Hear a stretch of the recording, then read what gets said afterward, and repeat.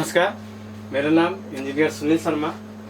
म एभरेस्ट सोलिडा कलेजमा पढाउँछु काठमाडौँ र एभरेस्ट सोलिडाबाट supported by Everest Solida college पनि हो।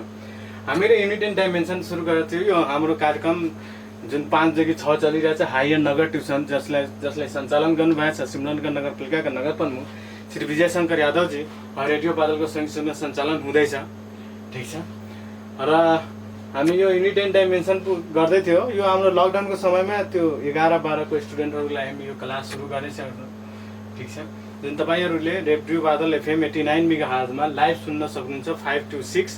त्यस्तै तपाईँहरू रेडियो बादलको फेसबुक पेजमा गएर त्यहाँ पनि यो भिडियोहरू हेर्न सक्नुहुन्छ। त्यस्तै युट्युब च्यानलमा हेर्नु छ भने युट्युबमा जानु र बादल टिभी सर्च गर्नु, त्यहाँ यो हाम्रो च्यानल छ, त्यहाँ सबै यो भिडियोहरू अपलोडेड हुन्छ। अब टाइम वेस्ट नगरिकन मैले सुरु गरेँ। यहाँ अर्को टाइपको क्वेसन हाम्रो सोध्ने भनेको यो हो, बढी गरेर यस्तै टाइपको सोध्छ, check the correctness of the relation. यो रिलेसन करेक्ट हो कि होइन हामीले चेक गर्नको लागि भन्छ विथ डाइमेन्सनली, है, ठिक छ। अब याद राख्नु, यो ए चिज कलु फर्मुला के छ, 2t cos θ by r rho g, जहाँ भनेछ here symbols have visual meaning. मतलब के भनेको, एच भनेको हाइट हो, टी भनेको टेन्सन हो, cos θ भनेको एङ्गल भयो, हाम्रो r भनेको रेडियस भयो, रो भनेको डेन्सिटी भयो, g भनेको एक्सलेसन ड्यू टु ग्रेभिटी भयो, ठिक छ। यो आफैले कहिलेकाहीँ भनेको हुन्छ, कहिलेकाहीँ सिम्पली भनिदिएको छ सिम्बल्स हेभ भिजुअल मिनिङ। त्यसै टी इक्वल फर्मुला के छ हाम्रो 2π√l/g। टी भनेको टाइम पिरियड हुने भयो, 2π भनेको कन्स्टेन्ट भयो, एल भनेको लेन्थ हुने भयो, जी भनेको एक्सलेसन ड्यू टु ग्रेभिटी हुने भयो। अब हेर्नु, यो चेक गर्न करेक्टनेस चेक गर्नको लागि हामी के गर्छौँ नि, लेफ्ट ह्यान्ड लिमिटको डाइमेन्सन फर्मुला निकाल्नु, राइट ह्यान्ड लिमिटको डाइमेन्सन फर्मुला निकाल्नु। दुइटै इक्वल आयो भने हामी के भन्छौँ कि करेक्ट हो, इक्वल आयो भने भने हामी के भन्छौँ, नट करेक्ट हो, ठिक छ। त सुरुमा मैले यो 1 नम्बरको गरेँ चेक। 1 मा एच इक्वल फर्मुला के छ, 2t cos θ अपन रो r रो g, ठिक छ। त्यसो भए म के गरेँ, टेकिङ एलएचएस लिए। एलएचएस मा के छ हाम्रो एच को डाइमेन्सन फर्मुला, हाइट भन्ने बित्तिकै यो हाम्रो एउटा लेन्थ त, मतलब हाइटको युनिट के हुन्छ मिटर, मिटर भनेको के को युनिट हाम्रो लेन्थ। त्यसो यसको हाम्रो डाइमेन्सन फर्मुला के हुनु भयो, एल हुनु भयो। अब राइट लेफ्ट ह्यान्ड लिमिटमा एल आयो भने राइट ह्यान्ड लिमिटमा के आउनु पर्यो, एल आउनु पर्यो। यदि आएन भने हामी भन्छौँ नट करेक्ट, आयो भने के भन्छौँ, करेक्ट हो। अब हामी आरएचएस ल्याउँ। आरएचएस हाम्रो के रहेछ, 2t cos θ अपन रो r रो g। अब हेर्नु, जहाँ टी भनेको टेन्सन हो, पहिला अब टेन्सनको निकालिहाल्नु, ठिक छ। टेन्सन भनेको सर्फेस टेन्सन हो, यो हाम्रो डेरिभेसन पनि गर्छौँ क्यापिलरी 2 मा यो। अब यो हाम्रो टी भनेको सर्फेस टेन्सन हो। सर्फेस टेन्सनलाई हामी डिफाइन कसरी गरेका छौँ, ठिक छ। फर्मुला हुन्छ फोर्स अपन पेरिमिटर, ठिक छ। अब हेर्नु, फोर्स भनेको फेरि पेरिमिटर यो हो, पेरिमिटर कन्फ्युज नहुनु। अब हेर्नु न, फोर्सको हामीले अलरेडी घोकिसकेका छौँ कि ml t को पावर -2 हुन्छ। अब कन्फ्युजन छ भने म फर्मुला लेखिदिन्छु। यसको फर्मुला के हुन्छ, m इन्टु a, पेरिमिटर भनेको त एउटा पेरिमिटर सिम्पली भयो, युनिट हाम्रो मिटर हुन्छ पेरिमिटरको। m भनेको हाम्रो केजी हुने भयो, a भनेको हाम्रो मिटर पर सेकेन्ड स्क्वायर हुने भयो, र पेरिमिटर भनेको पनि युनिट के हुन्छ, मिटर हुन्छ। त्यसो भए हाम्रो डाइमेन्सन अफ सर्फेस टेन्सन के आउने भयो, मिटर मिटर त काट्यो, केजी भनेको हाम्रो मासको युनिट हो, त्यसैले एम आउने भयो। सेकेन्ड भनेको कसको युनिट हो, हाम्रो टाइमको, त्यसैले टी आउने भयो। तल छ पर सेकेन्ड स्क्वायर, त्यसैले टी को पावर -2 हुने भयो। मतलब एम टी को पावर -2 हाम्रो सर्फेस टेन्सनको के भयो, डाइमेन्सन फर्मुला भयो। यस्तै यहाँ याद राख्नु, यो 2 भयो वा cos θ भयो, यो सबै के हुन्छ, मैले भनेको थिएँ कि कुनै पनि नम्बरको वा हाम्रो एङ्गलको डाइमेन्सन हुँदैन। यो भनेको के भयो, डाइमेन्सनलेस कन्स्टेन्ट, डाइमेन्सनलेस क्वान्टिटी, मतलब नो डाइमेन्सन। मतलब हाम्रो डाइमेन्सन फर्मुलामा यसले केही रोल खेल्दैन। बाँकी रह्यो रेडियस। रेडियसको त हामीले थाहा छ, युनिट के हुन्छ, रेडियसलाई मिटर किलोमिटर यस्तै त नाप्छौँ, मतलब हाम्रो लेन्थ नै हुने भयो। त्यसो भए एल। रो भनेको हाम्रो डेन्सिटी। अब डेन्सिटीको युनिट वा फर्मुला जे थाहा छ त्यसले फर्मुला के हुन्छ हाम्रो मास अपन भोल्युम। मासको युनिट के केजी, भोल्युमको युनिट के हुन्छ मिटर क्युब। अब हेर्नु, अब यसको डाइमेन्सन फर्मुला लेख्नु। डेन्सिटीको के हुने भयो हाम्रो डाइमेन्सन फर्मुला, मास केजी भनेको मासको, त्यसैले m भोल्युम मिटर क्यूब भनेको लेन्थको युनिट हो, त्यसैले के हुनु भयो एल क्यू। मतलब हाम्रो डाइमेन्सन फर्मुला अफ डेन्सिटी के आउने भयो एम एल को पावर -3। ठीक छ, यो हाम्रो डेन्सिटी हुने भयो। अब आयो acceleration due to gravity g. Unit हामीले पढिसकेका छौँ, यसको युनिट के हुन्छ र मिटर पर सेकेन्ड स्क्वायर।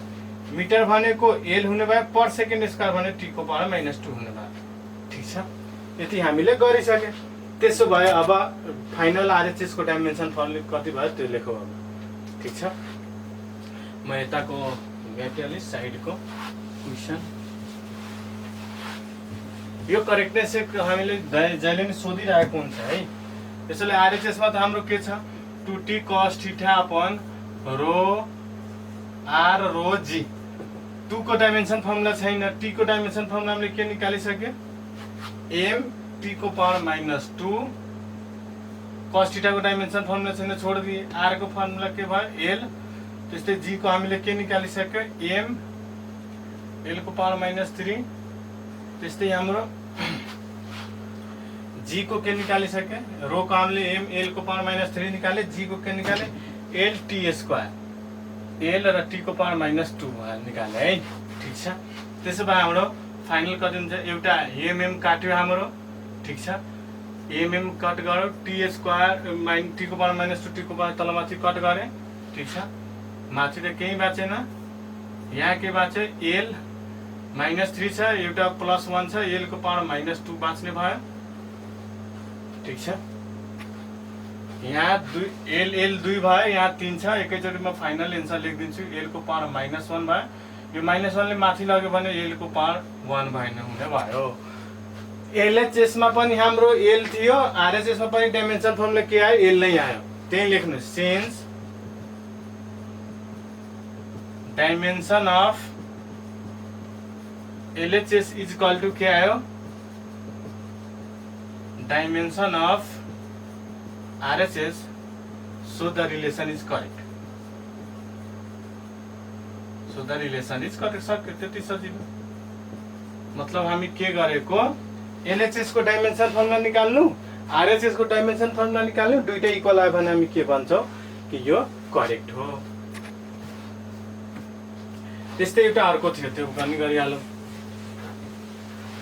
सजिलो छ, सजिलो हाम्रो सोध्छ यो। ल, एउटा हाम्रो दोस्रो नम्बरमा थियो t is equal two 2π√l/g। ल, LHS लिए। टाइम को हाम्रो टाइम भनेको अब t त हुने भयो डाइमेन्सन फर्मुला। अब RHS ल्याउँ, एकैचोटि गरे नि हुन्छ। RHS मा के छ हाम्रो 2π√l/g। भर्खर भने दिए कि हाम्रो 2π भन्ने कन्स्टेन्ट हो, कन्स्टेन्ट को हाम्रो डाइमेन्सन फर्मुला हुँदैन, यसले केही रोल खेल्ने भएन। अब यता आउनु, यहाँ लेन्थ को लागि हाम्रो के हुने भयो l। Acceleration due to gravity को युनिट के हुन्छ मिटर पर सेकेन्ड स्क्वायर। त्यसो भए यसको हाम्रो के हुने भयो l t को पावर पर सेकेन्ड स्क्वायर भएको र t को पावर -2 तल नै लेख्ने। l काट्यो, यो माथि छ, तल छ t को पावर -2, माथि गयो भने के हुन्छ √t स्क्वायर। रुटबाट t स्क्वायर हट्यो भने के आउँछ t नै आउँछ। ठीक छ, मतलब LHS को पनि हाम्रो डाइमेन्सन फर्मुला t आयो, RHS को पनि डाइमेन्सन फर्मुला के t आयो। सो हामी के हुने भयो सिन्स, त्यही लेख्दिनु, since dimension of LHS is equal to के आयो dimension of RHS, so the relation is correct. So the relation is correct. ठीक छ, यसमा हाम्रो कहीं कन्फ्युजन छैन। सिम्पल हाम्रो यस्तो करेक्टनेस भन्ने चेक गर्न सोध्छ, हाम्रो गर्न सोध्छ। ठीक छ, यो भयो हाम्रो करेक्टनेस को कुरो।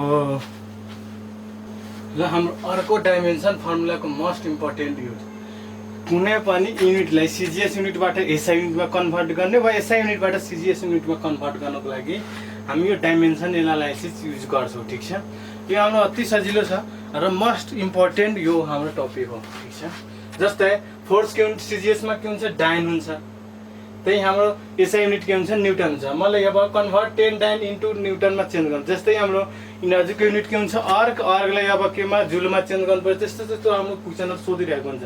सिजिएसलाई एसआईमा वा एसआईलाई सिजिएसमा। सिम्पल हाम्रो एउटा फर्मुला छ, भेरी सिम्पल, कि N1 U1 is equal two N2 U2। मतलब N1 भनेको नम्बर हुने भयो, U1 भनेको सिजिएस युनिट के युनिट वा तपाईले मान्ने मन छ भने एसआई युनिटको युनिट। तपाईले N1 लाई नम्बर भने, U1 लाई सिजिएस युनिटको युनिट भने N2 भनेको पनि नम्बर हो र U2 भनेको एसआई युनिटको एसआई युनिटको युनिटहरु हुने भयो। ठीक छ। म अब यहाँ लेख्छु N1 भनेको अब सिजिएस माने भने कति दिएछ, यस्तो गर्नु न, सबभन्दा सिम्पल, इन सिजिएस। यो सिजिएस सिस्टम हुने भयो, इन एउटा के भन्नु भयो भन्दा एसआई सिस्टम हुने भयो। ठीक छ। ल सिजिएस मा मैले N1 भनेको, N1 इज इक्वल टु कति दिएछ, 10। ठीक छ। हामीले हाम्रो N1 इज इक्वल टु 10 हुने भयो। ठीक छ। हाम्रो N1 को जरुरी पर्यो भने हामी कति लिन्छौं, 1 cm लिन्छौं। त्यस्तै मास को जरुरी M1 इज इक्वल टु कति लिन्छौं, 1 kg लिन्छौं। त्यस्तै टाइम 1 kg हैन, सिजिएस मा हामी 1 ग्राम लिन्छौं।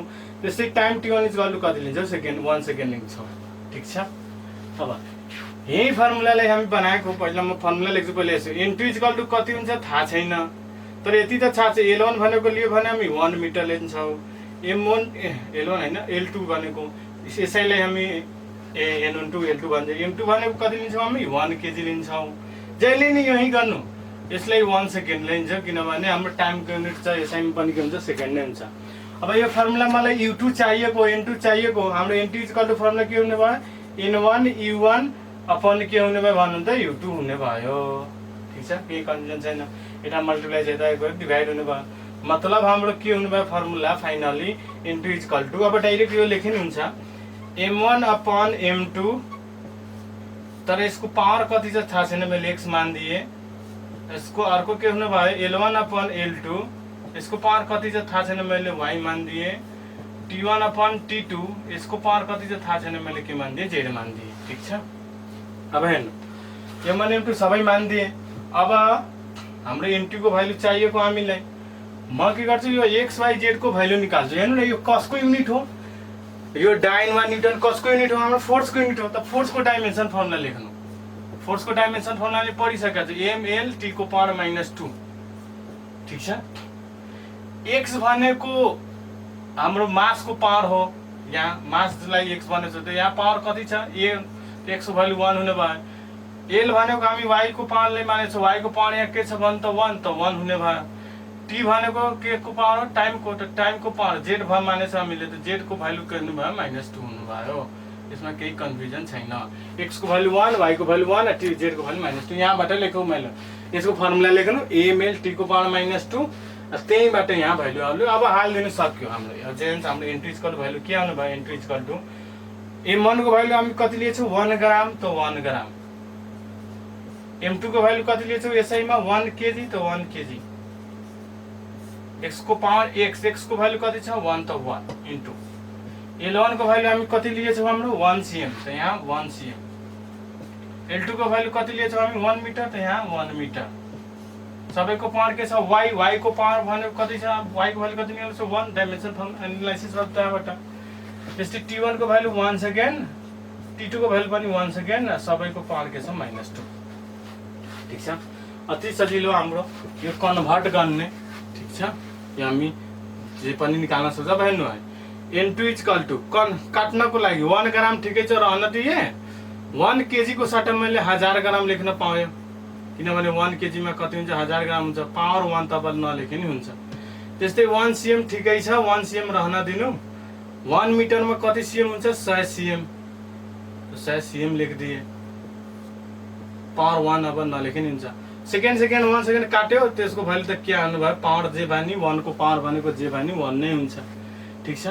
यहाँ हेर्नु, ग्राम ग्राम काट्यो, cm काट्यो। N2 को भ्यालु के आयो, 1/1000 इन्टु 1 क्या आयो भन्नु त 100। यहाँ त यहाँ कुरो छ नि, N1 को भ्यालु यहाँ छुट्टै छ है। N1 इन्टु लेख्दै जानु, N1 को भ्यालु हाम्रो 10 छ, 10 मैले राख्दै गएँ, यहाँ 10 छ है। 1 भयो भने 1 लेख्दै जानु, जे भयो त्यो, इन्टु यहाँ 10 छँदैछ, इन्टु 10, एउटा 0 0 काट्यो। N2 को भ्यालु कति आयो, 10 को पावर 3 1 4 तल छ, मैले माइनस गर्दा -10 को पावर 4 हुने भयो।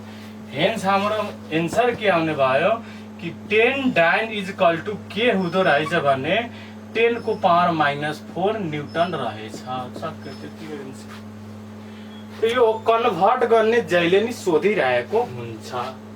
अब हाम्रो 2-4 वटा यो लङ्गेज वाला क्वेसन हो, त्यो लङ्गेज वाला क्वेसन हामी गरिहालौँ। ठीक छ, यो अति जी फर्मुला याद गर्नु। n2 equal to n1 into m1/m2 को पावर x, l1/l2 को पावर y, t1/t2 को पावर z। यो xyz फर्मुला निकाल्ने। जस्तै अब यहाँ डाइन भनेछ, न्युटन भनेछ, त्यो के को युनिट हो फोर्सको, त्यो उसको डाइमेन्सन फर्मुला लेख्नु र त्यसको पावरसँग रेस्पेक्टली इक्वल गरेर xyz को भ्यालु आउँछ।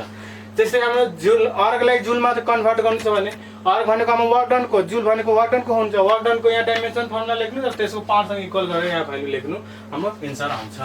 अब दुईवटा यो लङ्गेज वाला क्वेसन छ, त्यो लङ्गेज वाला क्वेसन हामी गरिहालौँ। त्यसपछि हाम्रो यो डाइमेन्सन फर्मुला सकिन्छ। ठीक छ, के भन्छ कि is it necessary, question simple, म मुखले नै भनिदिन्छु। Is it necessary a dimensionally correct formula is always correct. हेर्नु के भनेको छ, डाइमेन्सनली करेक्ट हो रे, बट एक्चुअल करेक्ट हुन्छ हुँदैन, क्वेसन त्यो हो। ठीक छ, फर्मुला के हुन्छ भने v square equal to e square plus 2s। एकछिनको लागि हेर्नु न, v को हाम्रो फर्म डाइमेन्सन फर्मुला के हुन्छ, मिटर पर सेकेन्ड, मतलब l को पावर -2, यसको स्क्वायर छ भने हाम्रो के आइदियो, l स्क्वायर t को पावर -4। ल मैले यहाँ यो ठिकै छ, रहन दिनु। मैले यसै फर्मुलामा यस्तो लेखिदियो, v square equal to e square plus as मात्र लेखेँ। अब as को डाइमेन्सन लेख्नु, as को डाइमेन्सन, ए भनेको हाम्रो के हुन्छ, एक्सेलेरेसन। एक्सेलेरेसनको फर्मुला के हुन्छ, मिटर पर सेकेन्ड स्क्वायर, मतलब l t को पावर -2, s भनेको के हुन्छ, मिटर हुन्छ मतलब l, मतलब यो पनि के l स्क्वायर t को पावर -2। ठीक छ, सरी यो त मिटर पर सेकेन्ड, यो भनेको -1, यो भनेको -2, l स्क्वायर t को पावर -2। ठीक छ, यहाँ पनि के l स्क्वायर t को पावर -2। हेर्नु हामी formula v square equal to e square plus 2s लेख्दा v स्क्वायर को डाइमेन्सन फर्मुला र ए 2s को पनि डाइमेन्सन फर्मुला निकाल्नु भयो। 2 कन्स्टेन्ट र डाइमेन्सन फर्मुला हुँदैन यसको पनि। तर our dimensionally correct formula is not always correct because it does not give the dimension of constant. कन्स्टेन्टले हाम्रो के हुन्छ, फर्मुलाले रिलेसनलाई इनकरेक्ट गरिदिन्छ। तो याद राख्नु, no it is not necessary dimensionally correct formula is always correct because there is no dimension of constant which differ from actual formula. ठीक छ, त्यस्तो सोध्छ। अर्को के सोध्छ, is it possible or is it possible a quantity have dimension but not sorry a quantity have unit, त्यो पनि आउँछ, त्यो उल्टो पनि हुन्छ, unit but not dimension। Question भन्न खोजेको के हो कि कुनै यस्तो क्वान्टिटी छ जसको युनिट छ तर डाइमेन्सन फर्मुला छैन। यस छ। ठीक छ, हाम्रो के हुन्छ कि हाम्रो एंगललाई हामी केमा नाप्छौं, एंगललाई हामी डिग्रीमा नाप्छौं। जस्तै 45 डिग्री भन्छौं वा रेडियनमा 45 π/2 रेडियन यस्तो भन्छौं नि। ठीक छ, त एंगल हैज युनिट, डिग्री वा रेडियन वा ग्रेडमा नाप्छौं, बट इट हैज नो के भन्नु त डाइमेन्सन, किनभने एंगलको डाइमेन्सन हुँदैन। त्यही लेख्नु, no it is not possible, is it yes it is possible or quantity have unit but not dimension. For example, angle is measured in radian, degree or grade but it has no dimension. त्यस्तो हामी भन्न पाउँछौं।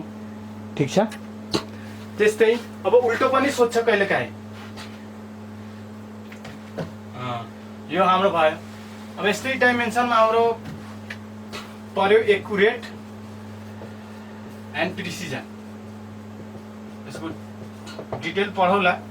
ठीक छ, accurate र एउटा के भयो हाम्रो प्रिसिजन। एक्युरेट भनेको कुनै पनि हाम्रो एक्सपेरिमेन्ट जति गर्छौं नि हामी, त्यसको हाम्रो जुन भ्यालु हामी डिटरमाइन गर्छौं, त्यो एक्चुअल भ्यालुसँग कतिको डिफरेन्समा त्यसले हामी एक्युरेट भन्छौं। त्यस्तै प्रिसिजन भनेको हाम्रो जति अब्जर्भ डाटा छ वा अब्जर्भ भ्यालु छ त्यो एक अर्कासँग कतिको डिफरेन्समा डिफर गर्छ त्यसलाई हामी के भन्छ प्रिसिजन भन्छ वा प्रिसाइज एक्युरेट डाटा भन्छ। अब यसको डिटेल बारेमा म अर्को क्लासमा गर्नेछु। आजको लागि यति गरौँ। हामी बाई डायग्राम ड्र गरेर म यो एक्युरेट र प्रिसिजनको बारेमा बुझाउँछु। यो हाम्रो लास्ट टपिक हुनेछ युनिट डाइमेन्सनको। त्यसपछि हामी सुरु गर्नेछौँ भेक्टर क्वान्टिटी र भेक्टरको बारेमा हामीले vector law of Edison, triangle law of Edison, त्यसमा पैरेललोग्राम एडिसन पर्छ, यिनीहरू हामी पढ्छौँ। ठीक छ। फेरि मैले अघि जानकारी दिइहालेँ हाम्रो कार्यक्रम हायर नगर ट्युसन जुन कार्यक्रम छ हाम्रो सिमरनगढ नगरपालिका नगर प्रमुख श्री विजय शंकर यादवजी र रेडियो बादलको संयुक्त सञ्चालन हुँदैछ। त्यस्तै हाम्रो यो प्रोग्राम तपाईँहरू रेडियो बादलमा 5 देखि 6 सुन्न सक्नुहुन्छ। त्यस्तै जानकारी दिइहालौँ यो फेसबुक पेजमा पनि तपाईँहरू रेडियो बादलको फेसबुक पेजमा योहरू हेर्न सक्नुहुन्छ। त्यस्तै युट्युब च्यानलको बादल टिभी सर्च गर्नु, त्यहाँ पनि च्यानललाई सब्सक्राइब यो भिडियोहरू हेर्न सकिन्छ। हस् आजको लागि यति। फेरि अर्को हामी भोलि लिएर आउँदैछौँ यसबाट अगाडि बढेर त्यसपछि हामी यो भेक्टरकोहरू लिएर आउँछौँ। हस् आजको लागि यति। नमस्कार।